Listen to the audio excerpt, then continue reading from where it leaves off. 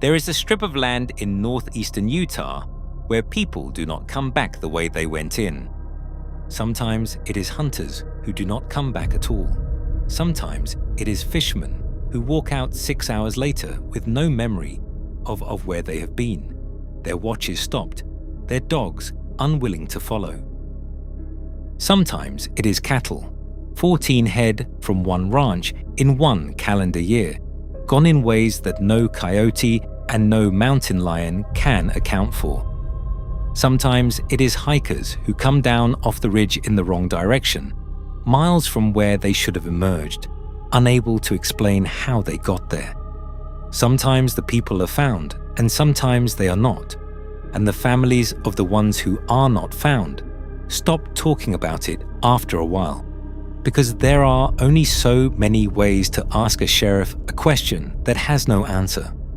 A retired junior high school science teacher in the town of Roosevelt, Utah, named Joseph Jr. Hicks, spent more than 40 years writing every one of those cases down.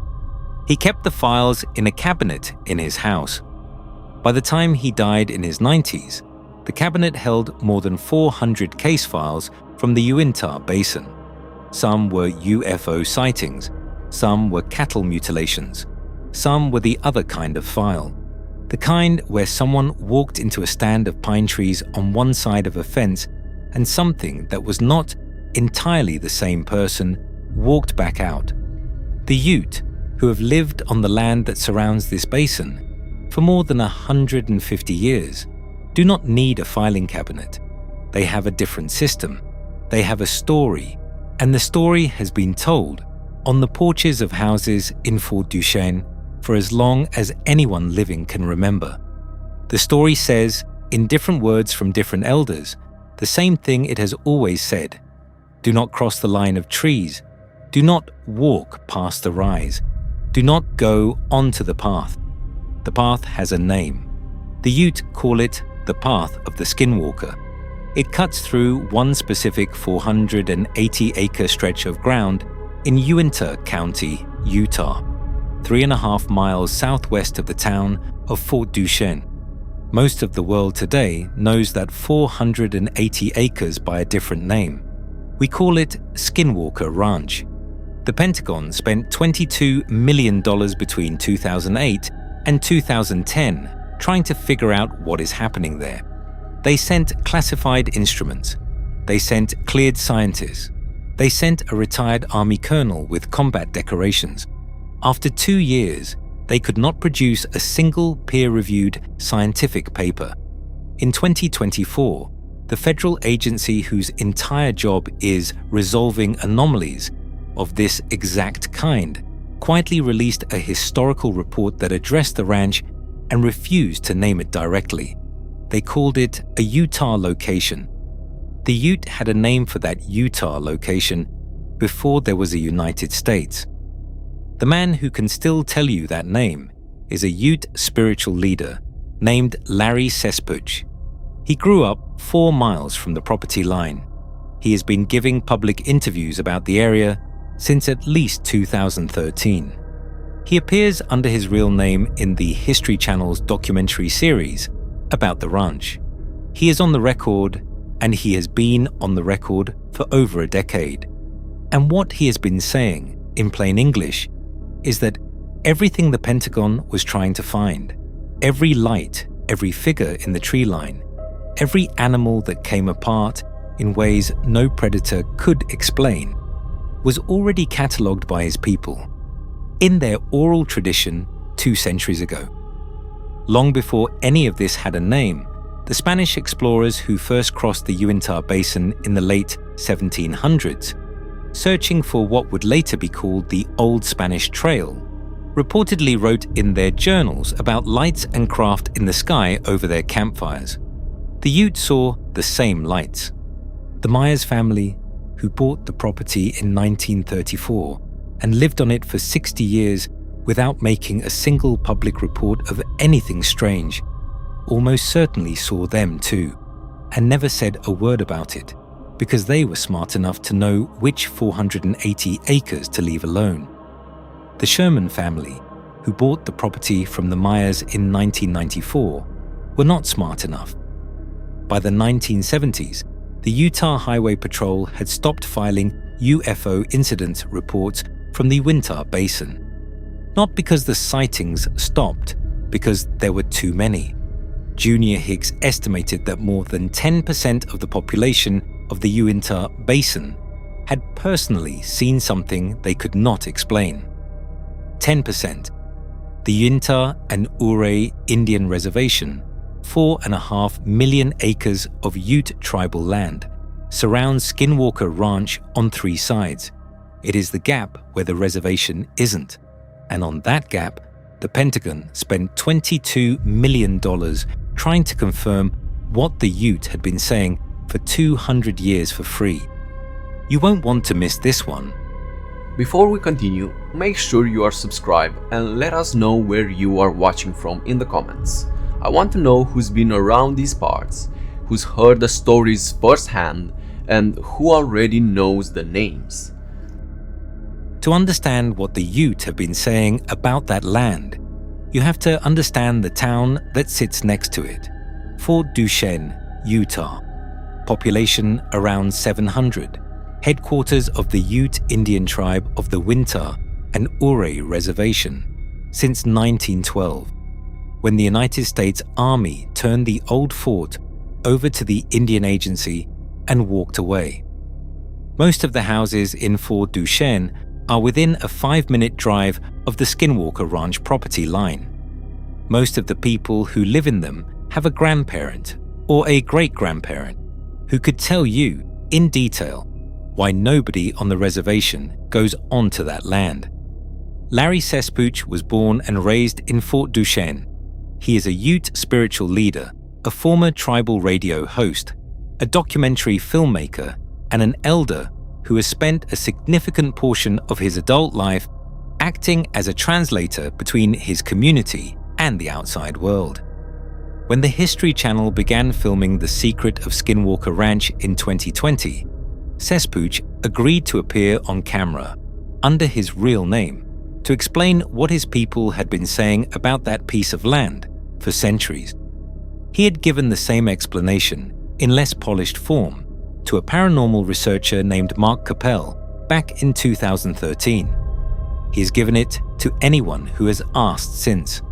What Sespooch has described on camera, in language anyone can verify, is this. There is a feeling on that strip of ground that does not exist anywhere else on the reservation. The animals know it before the people do.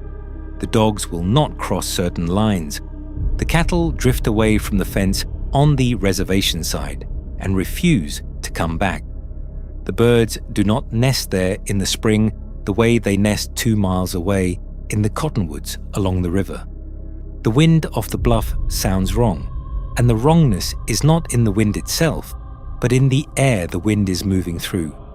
He has talked about figures, tall ones, figures that stand at the tree line at distances that should be impossible to cover without being heard, and then are not at the tree line anymore when you look back. Figures that move on 4 legs and stand up on 2. He has talked about what his grandparents told him about that ground and what their grandparents told them, going back as far as anyone could remember. The instructions were always the same. Do not go onto the path. Sespooch is not the only Ute who has spoken publicly about the area, but he is the one who has spoken most consistently and most clearly. Other elders on the reservation have given interviews over the years in which they reiterate the same warnings without elaborating on them. They will say the land is on the path. They will say it is not for the Ute. They will say their parents told them not to cross the line, and their parents' parents told them the same thing. They will not always say what is on the path, because the deepest layer of the tradition is the layer the Ute do not share with outsiders, and they have learned over the past 30 years that anything they do say tends to end up on a television show or a YouTube channel within a week. So what most of them say to reporters and researchers is shorter, plainer, and less informative than what they say to each other. it is also, when you collect enough of it across enough decades, remarkably consistent. The geography of the warning is specific. The Uinta and Ouray Reservation is shaped like a rough crescent around the Skinwalker Ranch property, with reservation land to the north, the east, and the south, and the ranch sitting in a pocket where the federal grant of reservation land did not include those particular 480 acres. The boundary is not abstract, it is a fence. You can drive to it, you can walk along it. Tribal members on the reservation side of that fence have, for generations, treated the fence as a hard line, not for legal reasons. The legal status of the ranch as private property is recent. The avoidance of that ground predates the legal status by more than a century. It is, in the words Sespooch and other elders have used in their public appearances, simply not a place a Ute would walk. The path has a name, the path of the Skinwalker, and the name itself is the strangest part of the story, because the word Skinwalker is not a Ute word. The word Skinwalker comes from the Diné, the Navajo, and the Navajo do not live in the Uinta Basin. They live 400 miles to the south in the Four Corners region, where Utah meets Arizona, meets New Mexico, meets Colorado. In the Navajo language, the word for what English speakers call a skinwalker is Yi Naldlushi. With it, he goes on all fours. It refers to a specific kind of malevolent witch in the Diné spiritual framework, a person who has violated profound cultural taboos in order to acquire the power to take animal form. The Yi Naldlushi is a real concept in living Navajo tradition. It is also so culturally sensitive that many Navajo refuse to discuss it at all, especially with outsiders, and especially at night. What that word is doing in a Ute oral tradition, 400 miles north of Navajo territory, attached to a specific stretch of ground that the Ute have been avoiding for 200 years, is the question. And the answer the Ute themselves give, and the answer documented by the historian Sondra Jones in her book Being and Becoming Ute, is that the word is there because the Ute put it there. Or rather, because the Ute remember why it was put there. For most of the historical period, the Ute and the Navajo were not friends. They were not strangers either. They were neighbors who occasionally traded, occasionally fought, and at certain points in the 1700s and the early 1800s, occasionally enslaved each other. The southern Ute and the eastern Ute, after acquiring horses from the Spanish, became some of the most effective slave raiders in the region. They raided Navajo villages. They took women and children captive. They sold those captives at the Spanish markets in Santa Fe and Taos in exchange for horses, weapons, and goods. Jones documents this directly. So do the Navajo oral histories. Then came the Civil War. In 1863 and 1864, the United States Army, under Colonel Christopher Kit Carson, conducted a military campaign against the Navajo Nation in their homeland of Diné Bikéyah. The campaign destroyed Navajo crops, slaughtered Navajo livestock, and culminated in the forced march of approximately 9,500 Navajo people across more than 300 miles of New Mexico desert to a barren internment camp at Bosque Redondo. Roughly 1 in 4 of the Navajo who made that march did not survive it. The Long Walk is, in the memory of the Navajo Nation, one of the defining atrocities of their history. Certain Ute bands participated in that campaign. Certain Ute scouts rode with Carson. Certain Ute warriors collected bounties on Navajo scalps. The Navajo did not forget. And according to the Ute themselves, according to Sespooch, according to other Ute elders, according to the oral tradition that has been passed down on the reservation since the late 1800s, the Navajo retribution did not come in the form of armies or raids. It came in the form of medicine. The Navajo medicine men, the singers, and the chanters, who hold the deepest knowledge of Yi Naldlushi, allegedly sent witches into Ute territory. They cursed certain Ute lands. They made certain stretches of ground unsafe for the Ute to occupy.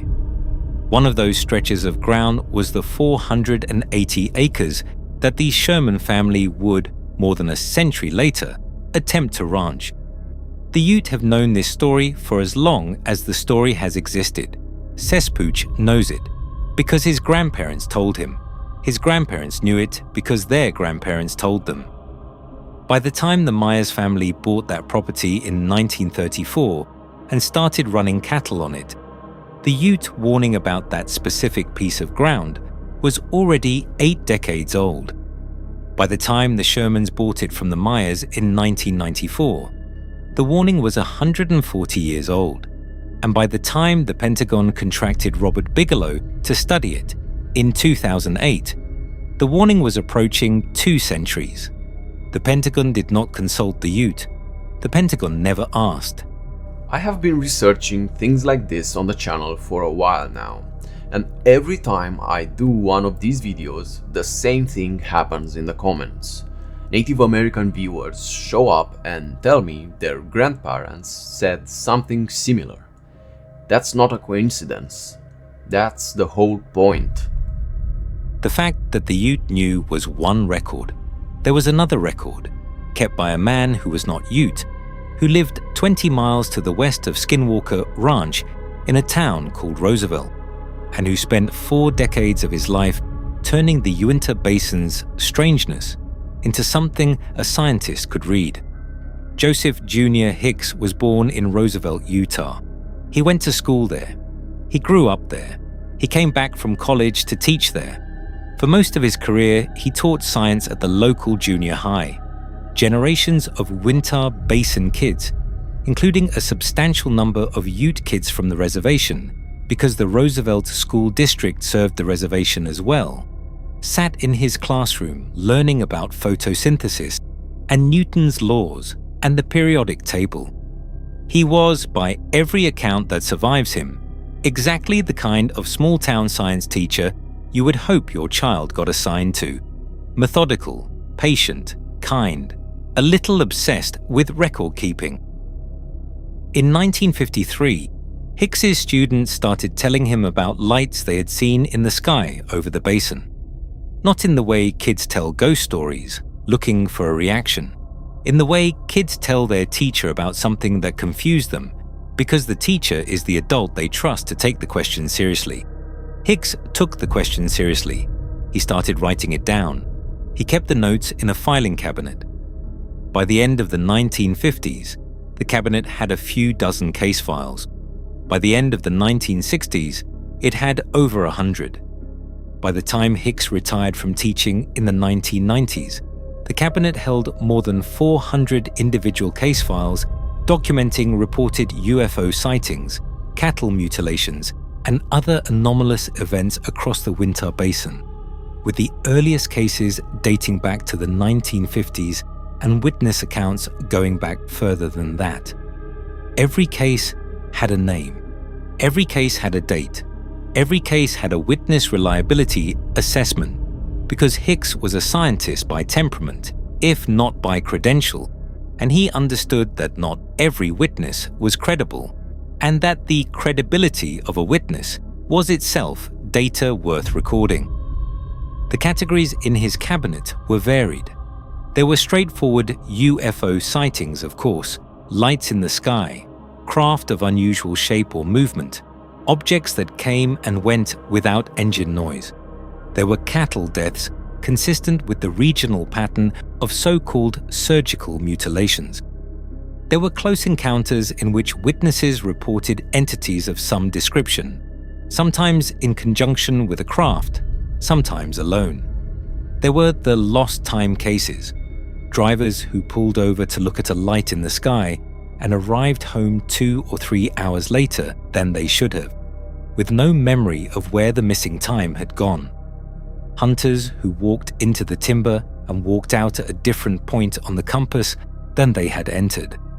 Ranchers who fell asleep checking on a sick cow at midnight and woke up at dawn next to the same cow with no memory of the hours between. Hicks treated all of it the same way: name, date, location, conditions, witness reliability, cross-reference with any other case file in the cabinet that resembled it. In 1974, Hicks co-authored a book with Dr. Frank B. Salisbury, a plant physiologist at Utah State University. The book was called The Utah UFO Display, a scientist's report. It documented the Uinta Basin's pattern of unexplained sightings in scholarly detail. Salisbury was not a fringe figure. He was a working academic with a PhD, a long publication record, and a reputation in his field. The book did not solve the mystery. It did not claim to. What it did was make the data available to anyone who wanted to look at it. By the 1970s, the Utah Highway Patrol had stopped filing UFO incident reports from the Uinta Basin. Hicks's own files document why. Troopers in the region had run into a paperwork problem. The volume of sightings was high enough that filing them through the official process was eating their shifts. Several of them began calling Hicks directly instead. He was the closest thing the basin had to an official record keeper for that category of incident. He took the calls. He filed the reports. He kept the cabinet growing. His estimate on the record in the 1996 Deseret News article that first publicly disclosed the Sherman family's experiences was that more than 10% of the population of the Uinta Basin had personally seen something they could not identify. At the time, the basin had roughly 30,000 residents. 10% meant 3,000 witnesses, one filing cabinet, one man. There is one detail in Hicks's files that matters more than any other for this story. In 40 years of cataloging UFO sightings, cattle mutilations, lost time incidents, and anomalous lights across the entire Uinta Basin, in 400-plus case files representing thousands of witnesses across 2 centuries, when you count the historical accounts he documented from elderly residents, Junior Hicks did not have a single case file from the 480 acres that would become known as Skinwalker Ranch. Not one. The property was a hole in his data. The Myers family lived there for 60 years and never called him. Nobody driving past the property reported seeing anything from it. Nobody in Fort Duchesne reported anything coming off it. The basin around it lit up like a Christmas tree in his files. The ranch itself was dark.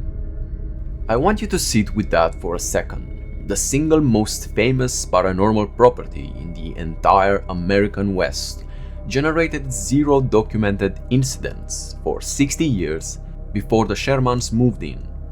That is not what a haunted place does. Junior Hicks was in his 60s when Terry Sherman called him for the first time in 1995. He drove out to the property in his own truck. He spent hours with the Shermans, walking the fence lines, examining the carcasses of cattle that had died in ways that did not match any predator profile Hicks had on file, listening to the family describe lights and figures and sounds, and a wolf that had absorbed 3 high-powered rifle rounds at close range from Terry Sherman's .357 and walked away without flinching. He took notes. He compared everything they told him to what was already in his cabinet at home, and he was confused. Hicks went on the record in the Deseret News article saying he had never heard of anything like what the Shermans were describing coming from that property. The intensity of the activity, the variety of it, the frequency, none of it matched the basin's baseline. None of it matched what he had spent 4 decades documenting in the surrounding terrain. Whatever was happening on the Sherman Ranch in 1995 was happening in a place that had been quiet for the entire span of recorded UFO activity in the region. Something had changed. Hicks could not explain what. The Ute could. The Ute had been telling anyone who would listen for 2 centuries that the 480 acres in question were not safe, that they were on the path, that the previous family, the Myers, had survived a 60-year residence on that property by being careful, by leaving certain corners of it untouched, by not building where there was no reason to build, and not digging where the ground was not asking to be dug. The Shermans had been less careful. Within months of moving in, the Shermans had expanded a cattle pen onto a strip of ground that Kenneth Myers had used as fallow pasture for 6 decades. They had broken ground, they had driven posts, and the day they had driven those posts, according to the Ute, who lived 4 miles to the east, the lights had started. It is at this point in the story that the United States government becomes interested. Not interested in the Ute, of course. Not interested in Junior Hicks's filing cabinet either. Interested in the Shermans, because by 1996, the Shermans had given a long, detailed interview to a reporter named Zach Van Eyck at the Deseret News. The article ran on June 30th, 1996, under the headline Frequent Flyers. It described, in plain newspaper prose, lights and figures and cattle deaths and a family that was scared enough to have already started looking for a buyer. Within weeks of the article's publication, the Shermans received an offer on the property at a price far above market value. The buyer was a man named Robert Bigelow, an aerospace and real estate billionaire based in Las Vegas, who had been quietly building a privately funded research operation into the paranormal for several years. The Shermans took the offer. They signed non-disclosure agreements. They sold the ranch and most of its mysteries to Bigelow in the fall of 1996. Terry Sherman did not leave the property. This is one of the details that is omitted from almost every version of the Skinwalker Ranch story you will hear, and it is one of the most important. After the sale, Terry Sherman stayed on as Robert Bigelow's paid caretaker for the property. He was not a victim who fled, he was an employee. He worked for Bigelow on that ranch for years, in a continuous overlapping role with the scientific team Bigelow had begun moving onto the property under the banner of an organization called the National Institute for Discovery Science, or NIDS. I am not saying Terry Sherman made anything up. I am saying the man stayed on that property and collected a paycheck from a billionaire for years afterwards. And that fact deserves to be in the room when we talk about him as a witness. The National Institute for Discovery Science was active on Skinwalker Ranch from 1996 through approximately 2004.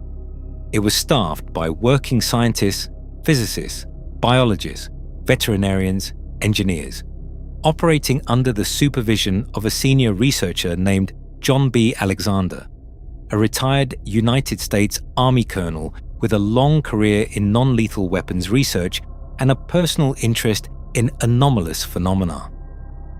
Alexander's involvement was, and remains, the most credible scientific credential the ranch has ever attracted. He is not a hustler. He is a serious man with a serious career, and he agreed to put his name on what NIDS was doing because he believed the data was worth collecting. What NIDS collected on the record, in the few documents that have made it into the public domain, was a long list of incidents that were difficult to characterize and impossible to replicate. Lights observed by multiple witnesses at multiple sensor stations simultaneously. Cattle deaths consistent with the broader regional pattern of so-called surgical mutilations. Cuts that no field veterinarian could identify the instrument for. No blood loss visible on the carcass. No scavenger activity for days afterward. Magnetic anomalies that came and went without explanation. The recurring presence of objects in the sky that did not appear on commercial flight tracking. What NIDS could not collect was anything they could publish. In their own statements, repeated in multiple interviews over the years, the NIDS researchers acknowledged what they described as difficulty obtaining evidence consistent with scientific publication. The phenomena, when they occurred in ways that did not lend themselves to repeatable experimental conditions. Instruments would record one event and miss the next. Witnesses would report something the cameras did not capture. The cameras would capture something the witnesses did not see. The data was real, in the sense that it was being collected, but it was not the kind of data that gets a paper through peer review. By 2004, NIDS had wound down. Bigelow continued to own and study the property, but the institutional structure that had defined the first decade of his ownership was effectively gone. Then, in 2008, the Defense Intelligence Agency awarded Robert Bigelow's company a $22 million contract under a classified program called the Advanced Aerospace Weapon Systems Applications Program, or AAWSAP. The contract ran for 2 years, until 2010. A significant portion of the work was based at or informed by the data Bigelow's team had collected at Skinwalker Ranch. The federal government was, for the first time, paying for what the Ute had described for 2 centuries. It wasn't just one pyramid-shaped craft, it was multiple. These were swarms. Those are clearly autonomous aircraft of some kind that are, as you put it, swarming U.S. military craft. And they can outmaneuver, outperform anything that we seem to have. Their mode of transportation seems magical to us.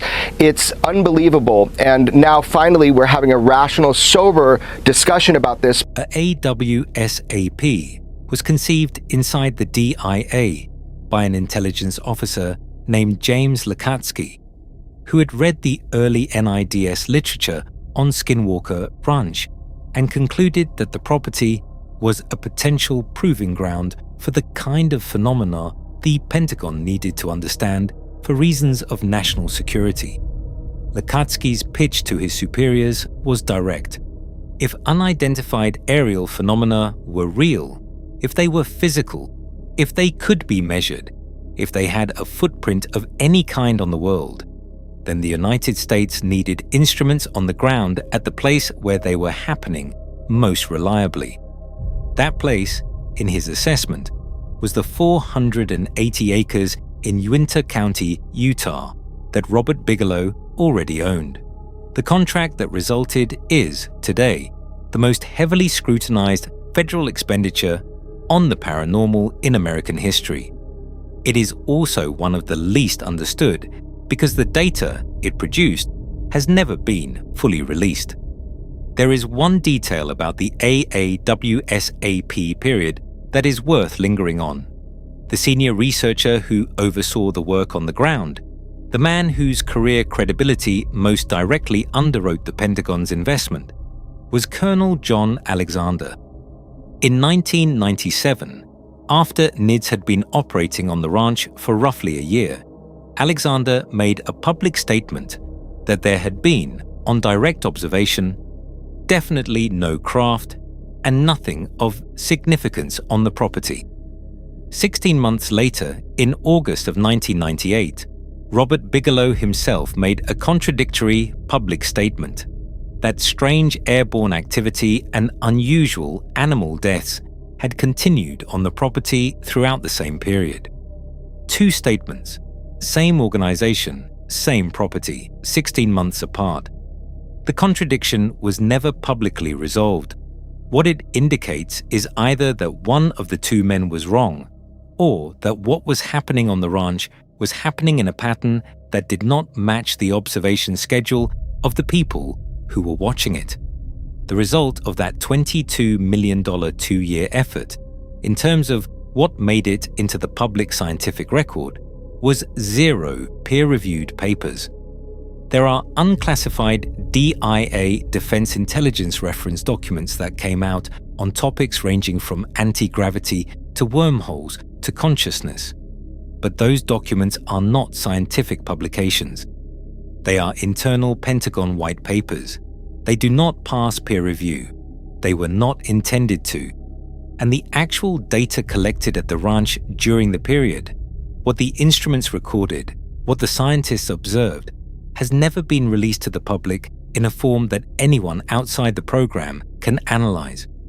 In 2022, the Pentagon stood up a new office called the All-Domain Anomaly Resolution Office, or AARO, with a mandate to investigate exactly the category of phenomena that AAWSAP had been studying. AARO's first director was Dr. Sean Kirkpatrick, a physicist and intelligence officer with a long career inside the Department of Defense. Kirkpatrick was openly hostile to the Skinwalker ranch material from his first public statements about it. He described AAWSAP's $22 million as a misappropriation of funds. He referred to the researchers connected to the ranch using language that included spooky hustlers and paranormal crusaders. He was, in essence, the Pentagon's official statement that whatever had happened on that property under federal contract was not science and was not worth the taxpayer money it had cost. In March of 2024, AARO released its first formal historical report on the United States government's involvement with anomalous phenomena going back to the 1940s. The report addressed AAWSAP.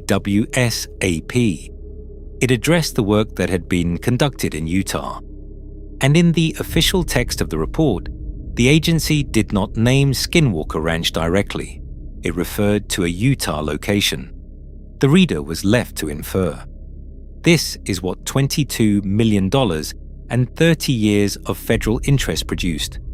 An agency that exists to resolve anomalies, addressing the most famous anomaly site in its own country, refusing to say the name out loud in the official document. The Ute had a name for it before there was an AARO. The Ute have had the name for 2 centuries.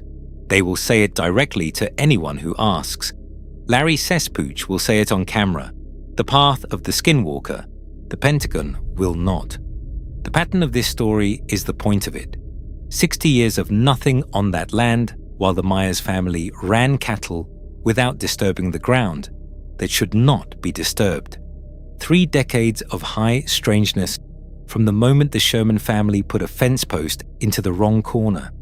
A retired science teacher with a filing cabinet, a Ute spiritual leader with a microphone, and a Pentagon office with a budget. And the only one of the 3 who has consistently said the same thing for the same reasons is the man whose grandfather told him not to go onto the path. The Myers family knew enough to stay off the ground that should not be walked on. The Ute knew enough to warn them, and the Myers were smart enough to listen, even if they never said so in public. The Sherman family did not know, and they were not warned, because by 1994, the warning had been on a reservation that nobody in Las Vegas or Salt Lake City or Washington was listening to. They paid for what they did not know in cattle and in sleep, and in the quiet erosion of their own livelihood. They sold the ranch and stayed on as employees. Robert Bigelow paid for what they had seen, and paid scientists for 2 decades to make sense of it, and produced nothing the rest of the world could read. The Pentagon paid Bigelow $22 million and produced an internal report and a series of contradictory public statements and, eventually, a 2024 document that called the place a Utah location, because saying the name out loud would have meant admitting that an oral tradition older than the state of Utah had been correct about the basin all along. What is on that land has been on that land for a long time. It outlasted the Myers family. It outlasted Junior Hicks and his filing cabinet. It outlasted Robert Bigelow's NIDS team and the entire AAWSAP program. It will outlast Brandon Fugel, the current owner. It will outlast the History Channel show. It will outlast Sean Kirkpatrick and AARO. it will outlast the United States government's interest in it, which has waxed and waned for 30 years and is currently in one of the waning phases, because the institution has decided that not naming it is easier than explaining it. The Ute have been saying it the whole time. They will keep saying it. And every time someone with a video camera asks Larry Sespooch what walks the path, he will give the same answer his grandparents gave him. The path is real.